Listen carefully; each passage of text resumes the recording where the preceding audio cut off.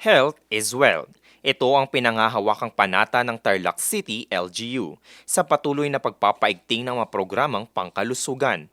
Katunayan, para matiyak ang abot kamay na serbisyong pangkalusugan, inilatag na ng nooy gobernador at ngayoy alkalde ng Tarlac City ang healthcare system. Dito, naitayo ang iba't ibang health centers.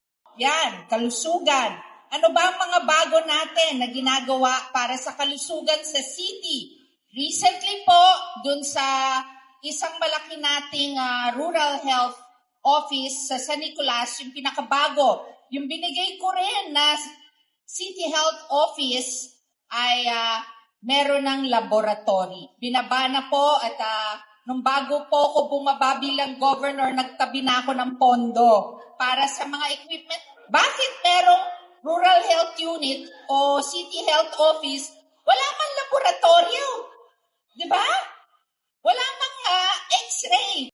Bukod sa mga pasilidad, tiniyak ding maayos ang mga gamit, gaya na lamang ng mga laboratorio. Libre ang serbisyo, kaya't hinihikayat ang maagang pagpapakonsulta.